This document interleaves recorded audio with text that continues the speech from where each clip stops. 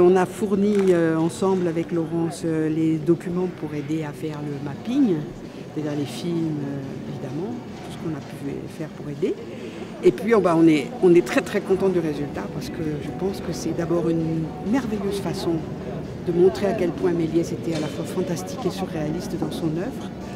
Et que d'autre part, ça donne un côté magnifique, un pont magnifique entre son époque et celle d'aujourd'hui.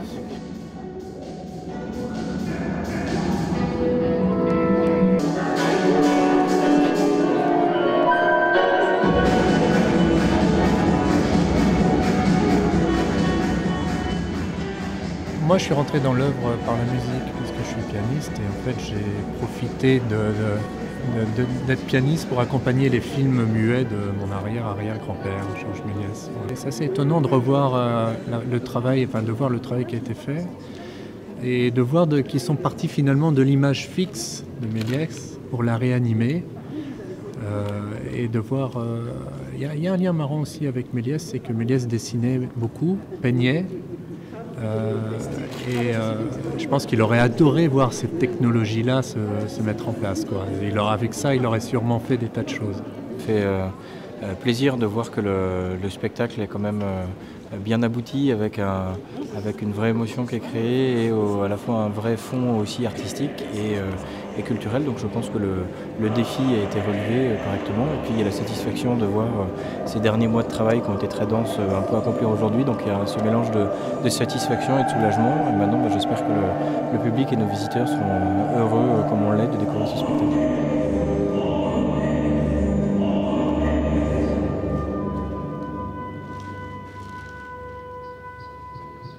Je pense que cette année particulièrement, elle est prenante au vrai sens du terme. Alors est-ce que c'est parce qu'on a fait un certain nombre d'avancées technologiques qui fait que l'image est encore plus présente qu'elle ne l'était les années précédentes? C'est aussi, je pense, parce que les peintures nous permettent d'être complètement immergés à l'intérieur. Jusqu'à présent, on était immergés dans l'image, mais là, il y a des milliers de personnages, que vous preniez Bruegel, l'Ancien par exemple, ou Bosch. Vous avez des milliers de figurines partout, et en fait, on est en plein dedans. Et chacun d'entre eux nous amène dans leur danse, qu'elle soit parfois un peu macabre parfois, ou beaucoup plus joyeuse, ou de vie courante dans les villages flamands. Et je crois que ça nous prend vraiment. Je crois que cette année, c'est vraiment ça. Il y a eu d'autres spectacles qui nous ont élevés, il y a des spectacles qui nous ont transportés. Celui-là, je le définirais comme un spectacle prenant.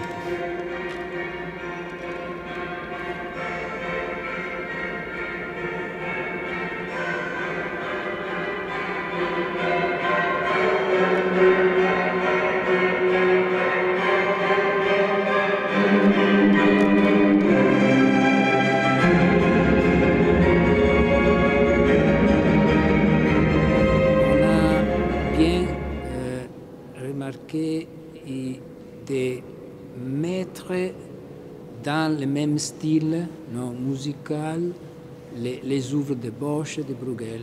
Et ça, tout de suite, on a pensé de finir avec les Jardins du Délice et avec les Zeppelin pour donner quelque chose de...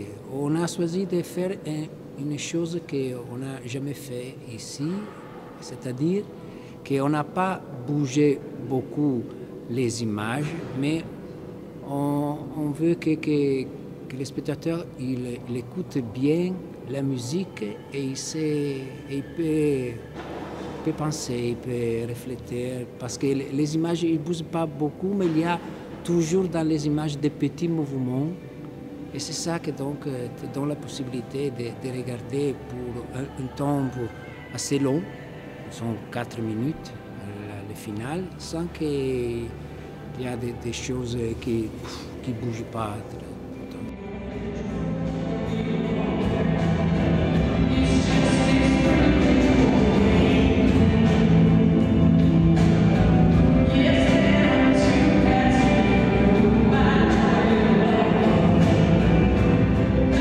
Pour moi, c'est toujours une histoire qui est émotive. Donc, nous, quand on pense à un spectacle, on travaille d'abord sur le scénario, donc sur une dramaturgie, que c'est une dramaturgie visuelle et musicale, donc émotive. Donc pourquoi Pourquoi mettre le début de Led Zeppelin après le Baba Yaga de Mussorgsky? Parce que ça donne une émotion, non?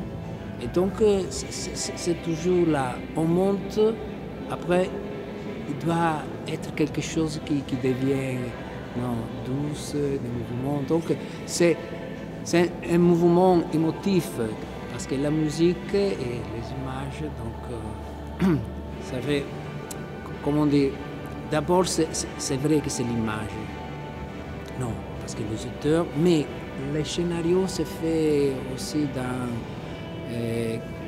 comment dire, considerando, no, rispettando un peu les mouvements émotifs que le spectateur peut avoir et il doit avoir. Merci beaucoup.